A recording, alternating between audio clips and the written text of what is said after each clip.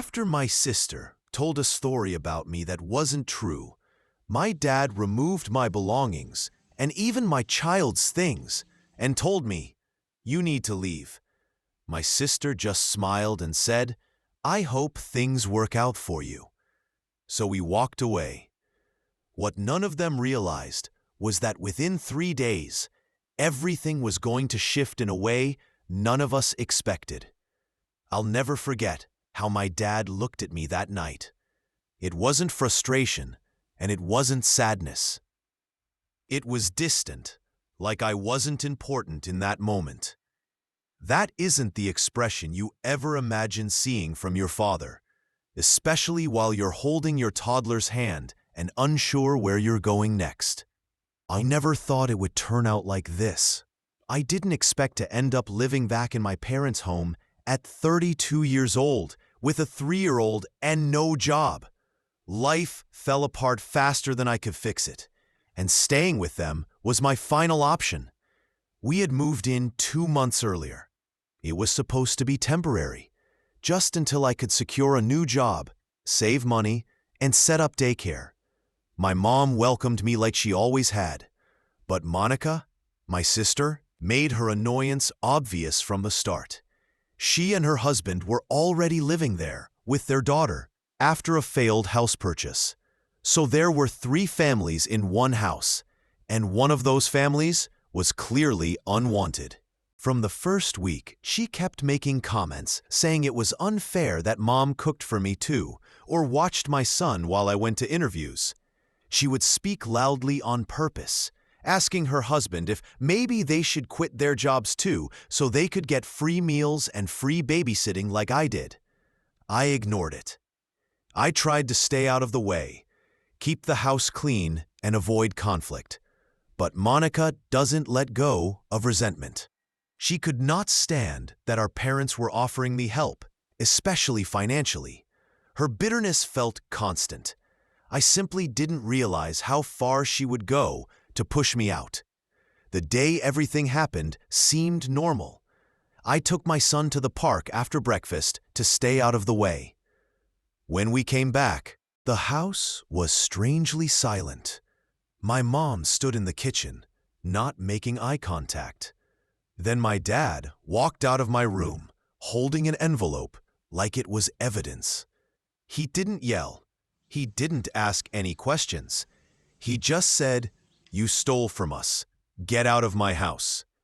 At first, I thought it was a misunderstanding. Then, I saw Monica behind him, smirking. She claimed she found the missing emergency cash in my dresser drawer while looking for her hairbrush. It was over $10,000. I said it wasn't mine and that I never touched it, but no one listened. My dad grabbed a trash bag and shoved my belongings inside. He even tossed my son's toys in like garbage. My mom stayed silent, which hurt more than anything she could have said. I asked them to check fingerprints, cameras, anything. Monica responded that I was just trying to stall so I could run with the money. Her husband stood there watching with satisfaction. They forced us out. As I stood outside holding a bag with torn clothes and my son's jacket, Monica leaned out the door and said, "Good luck surviving, loser," before closing it. It was almost 9 p.m. I had no plan, no vehicle, and maybe $40. So I walked to the bus stop with my crying child in my arms, and I made the one call I did not want to make. I called Uncle Rick. He picked up on the second ring. Rick is my dad's older brother.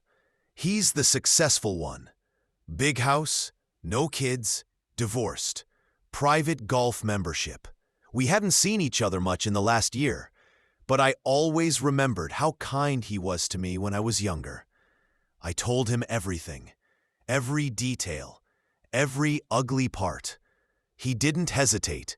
He just said, "Come stay with me." That was all I needed. I took the next bus across town and reached his gate just before midnight. At that moment, I didn't realize that this was the start of something none of them saw coming. In 3 days, everything would start to fall apart for my parents and Monica. Karma had barely started. Rick's house didn't feel real at first. It was almost midnight when I got there, dragging 2 trash bags of wrinkled clothes and a tired toddler half asleep. The porch light glowed across the stone driveway. Everything was quiet, calm, organized, the exact opposite of the chaos I just left. He opened the door, saw my face, looked at my son, and didn't ask any questions. He just picked up my son gently and told me, "You're safe now." That was the first time I allowed myself to cry. He let us sleep without asking anything. The next morning, he made pancakes and didn't even react when my son spilled syrup everywhere. He poured coffee, sat down, and asked what happened. I told him everything. I told him about losing my job, going on interviews, how hard I was trying, and how embarrassed I felt needing help. Then I told him what happened that night with the cash in my drawer, how Monica acted shocked, the exact words she said when they shut the door on me. He never interrupted. When I finished, he leaned back, rubbed his chin, and said something I didn't expect. "I've been waiting for something like this." I asked him why. He said he always sensed something off in Monica.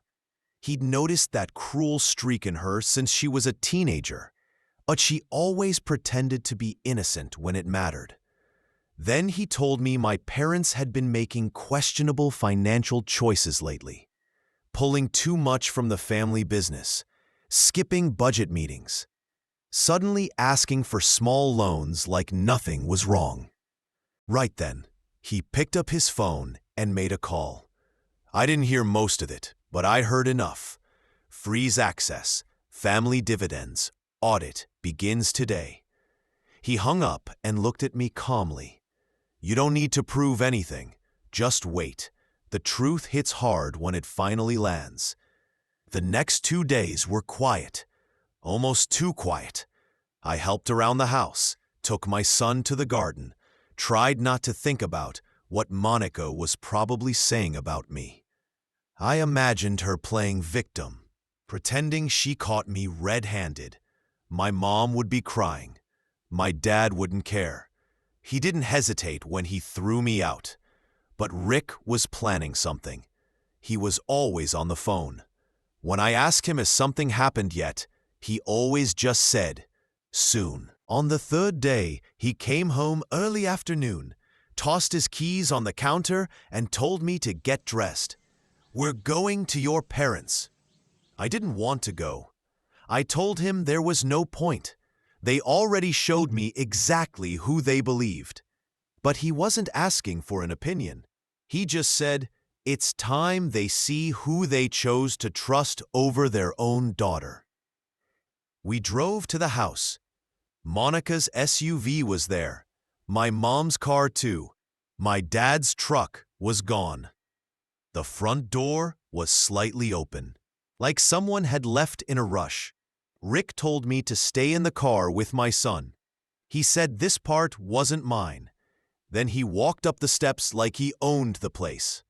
I sat in the backseat, holding my son's hand, heart pounding. I couldn't see much from the car, but I could hear everything. The door slammed, then shouting. Monica's voice first, angry and frantic. Then my mom crying. Something crashed. Then silence, followed by Monica screaming, "You can't do this. You can't just cut us off." A few minutes later, Rick returned. Calm, focused, like he just finished a business deal. I asked him what happened, and he told me the audit already confirmed it. There was a withdrawal from the family business account the day before the emergency cash went missing. Same amount, same envelope. Monica stole from the business to pay a personal debt, then hid it in my room to cover her tracks. She wasn't trying to just push me out. She was trying to protect herself. Rick cut off their access immediately. No more money, no more dividends. They could now figure out their mortgage on their own. I couldn't speak. I just kept thinking about how easily they threw me and my kid out. And now they were the ones watching their world start to fall apart. What they didn't know, this was just step one. The next morning, I woke up before sunrise and sat near the window in the guest room, watching fog settle across Uncle Rick's backyard. My son was still asleep, curled up with one of the stuffed animals Rick bought him. I just sat there breathing. I hadn't been able to do that freely in months. By the afternoon, Rick came home, and I saw 3 missed calls from Monica and 1 text from my mom saying, "Please, can we talk?" No explanation, no accountability, just a short and empty message. Rick saw it and said, "Don't answer anything. They're the ones who need to face you now." He was almost in a good mood. I followed him into his office and he updated me. Cutting off family business access was only step 1. He initiated a full review of the household budget after seeing discrepancies in older reports. Thousands were unaccounted for, money withdrawn under vague labels, personal expenses charged under company funds. Monica's involvement was clear. And then he showed me something even more damaging. Rick pulled up a security footage file. He remembered installing a hidden camera in the upstairs hallway after a family heirloom disappeared last year. No one ever admitted to taking it, but this time the camera caught everything. Monica walking into my room, envelope in her hand. She glanced around, like making sure no one was watching. Then she opened my drawer, placed it inside, and walked out. No hesitation. She knew exactly what she was doing. Rick paused the video and asked, "Do you want this sent to them now, or do you want to keep it for leverage?" I chose to wait. Let them stress. Let them wonder if I had proof. Let them lose sleep trying to hold their story together. That same day, things started collapsing fast. Rick got a call from the family accountant, saying Monica tried to authorize a wire transfer from a frozen account. She was clearly panicking and trying to pull funds before everything locked down. But it was already too late. Then came the real impact. Contractors walked off my parents' renovation project. The kitchen tiles stopped mid-install. New appliances never arrived. The pool Monica had been bragging about online stopped because her planned payment didn't go through. Everything they were building depended on family distributions Rick controlled. Monica called again that night, 6 times. No voicemail. Then her husband called. His message was a long guilt trip about family sticking together and how maybe things escalated too far. I didn't respond. Rick made dinner that night without talking about any of it. He asked my son how many dinosaurs he knew. They ended up drawing dinosaur pictures on napkins. I realized how long it had been since anything in my life felt stable. The next day, everything shifted again. My mom showed up. She didn't knock. She just stood outside the gate, staring at the house like she wasn't sure if she was allowed to approach. I watched from upstairs, hidden behind the curtain. She looked exhausted, not tired from the day, but worn down, like something inside her finally broke and she didn't know how to keep herself together anymore. She stayed there quietly for about 10 minutes before returning to her car. Later that night, Rick handed me his phone. A text from Monica. "She ruined ever." I laughed, not because it was funny, but because it was the reality she refused to see. She set this entire fire, then tried to blame me for the damage. She hadn't even experienced the full consequences yet, and she still didn't know we had the footage. I sat with my son and thought about how, for the first time in months, I actually had choices again. They weren't in control anymore. I was. 2 days passed. No calls, no texts, no passive-aggressive messages. Just silence. But not the type that brings peace. The type that comes right before the next hit. I lived with Monica long enough to understand she doesn't face consequences directly. She avoids them, pushes them onto someone else, or twists the narrative until the damage looks like someone else's responsibility. So when I heard nothing for 2 days, I knew something was building, and it wasn't going to be small. Thursday morning, I sat on Rick's back patio watching my son chase butterflies across the lawn. When Rick walked outside Rick held the manila envelope like it was contaminated, raised an eyebrow, and said, "It's from your parents." Inside were 3 typed pages from my father. The tone was almost unrecognizable. There was no apology. Instead, it was this awkward mix of fake concern and subtle blame. He wrote about how complicated everything had become, how sometimes misunderstandings spiral, and how he regretted how things played out. But there was no mention of throwing his daughter and grandson out with trash bags, no mention of backing Monica's lie, no acknowledgement of what they actually did. But that wasn't really the purpose of the letter. Halfway through page 2, he finally revealed what he wanted: money. He wrote that the accounts would temporarily tied up, and it would mean a lot if Rick would reconsider releasing their monthly distribution while they worked through some personal matters. That was the phrase he used. Personal matters. Rick handed the letter back like it smelled bad. He didn't look angry, just unimpressed. I didn't say anything. I didn't need to. The silence was enough. Later that night, everything escalated. I was upstairs folding laundry while my son slept when the front gate buzzed. Rick checked it, then called out asking who Monica was.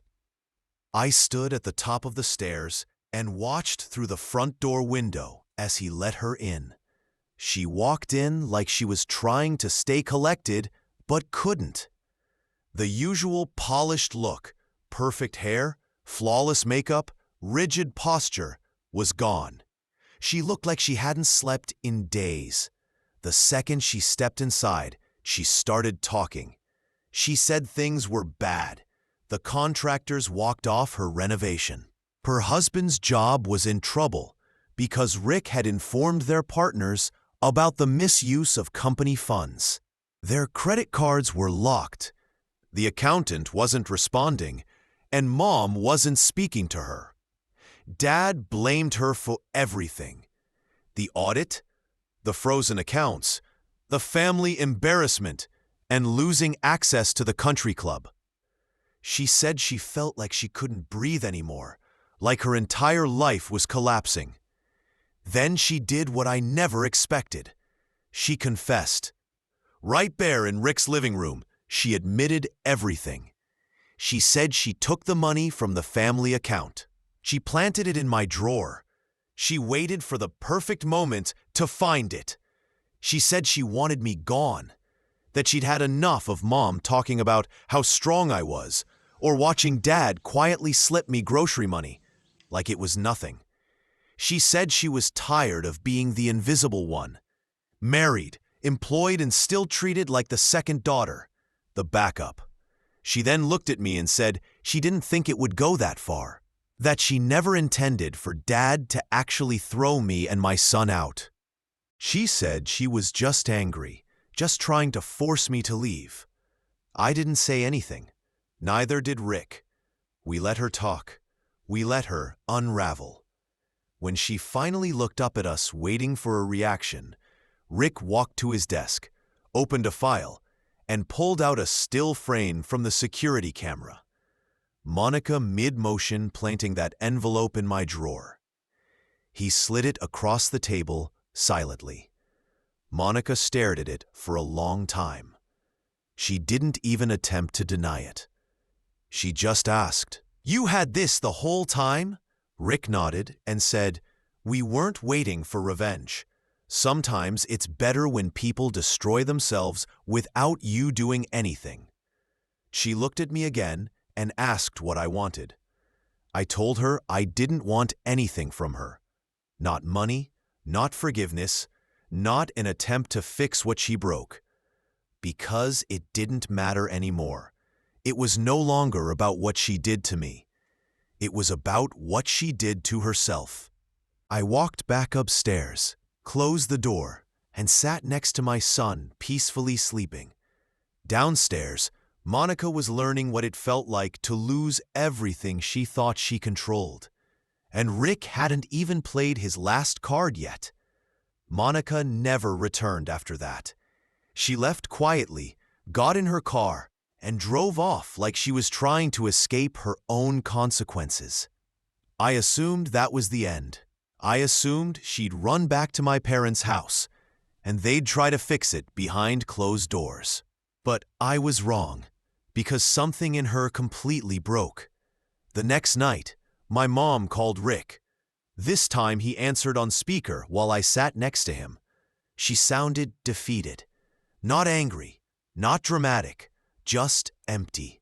She said Monica hadn't spoken to anyone since leaving our house. Said my dad had been storming around blaming everyone but himself, and now extended family had started asking questions. Someone from the board had leaked the audit. News was spreading quickly. Then my mom asked if we could all sit down as a family. I didn't respond right away. I was still numb, still hurt. Rick said, "You don't have to go, but if you do, go on your terms." I agreed. My mother said they were arranging a family dinner. Everyone invited. Monica, her husband, my parents, me, Rick, even Aunt Sheila, who lived 2 hours away. That alone told me something major was happening. The night of the dinner, I wore the same outfit I wore the night my father kicked me out. A small private detail that gave me strength. Rick drove us calmly. My son stayed with one of Rick's friends. I didn't want him near that environment. When we pulled up, I noticed Monica's car parked off to the side, not in its usual place. The porch light was off. The front door slightly open. Inside looked darker than usual. The renovation was incomplete. Unfinished cabinets, no backsplash tile, unpaid invoices stacked openly. For once, no one was pretending things were perfect. Everyone was already seated. Aunt Sheila looked like she was there strictly to observe. Monica's husband looked miserable. My mom looked like she'd aged a decade. My dad avoided eye contact. I sat directly across from Monica. No one spoke initially. Rick finally cleared his throat and said, "We're here." My mom spoke first. She apologized, not perfectly, not all at once, but sincerely. She said she was ashamed, that she trusted the wrong person, that fear and pride made her choose wrongly instead of doing what was right. She cried. Then Monica stood up. She didn't cry. She didn't justify anything. She told the entire table exactly what she had done. She took the money from the business account. She framed me. She lied. She admitted she did it because she was jealous. Because she hated how everyone protected me and saw me as fragile and good, while she was expected to handle everything. She said she tried to destroy me because it made her feel powerful. The table was silent. Aunt Sheila broke it, asking, "What happens now that you've burned every bridge?" Monica didn't respond. Then my father finally looked at me. He didn't ask for forgiveness. He just said he didn't know how to repair the damage. He said he'd failed, and maybe he'd always chosen control over family. Then he asked if I would come home, said they wanted me back, said they wanted to make things right. I stared at the table, at the person who lied about me, at the father who believed her, at the mother who allowed it, and I said no, because forgiveness is not the same as forgetting. Moving back wouldn't erase the night my son and I stood outside with nothing. I thanked them for inviting me, but I told them I already had a home now where we were valued. After I said no, the room froze. My father looked stunned. My mother lowered her gaze. Monica didn't look surprised. She stared at her plate as if hoping to disappear. No one spoke. That silence said everything. I didn't drag it out. I stood up, thanked them for dinner, and said I hoped they figured things out, but I would not be part of the aftermath. I walked out with Rick behind me. No one tried to stop us. And in that moment I realized something I never had before. For the first time in my life, they needed me more than I needed them. On the drive home, Rick simply said, "You handled that better than most." I told him I wasn't angry anymore. I just didn't want to belong to something that constantly made me feel small. A few days later, Rick handed me a folder. Inside was a lease for his guest house. I had never been inside before. It was tucked behind the garden, hidden by trees. 2 bedrooms, neat kitchen, skylight in the living room. He told me if I wanted it, it was mine. No pressure. He'd do repairs and give me the first year rent-free so I could stabilize myself.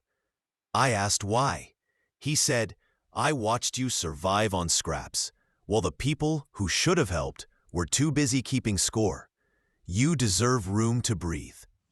I moved in 3 weeks later. My son picked the smaller bedroom because it faced the garden.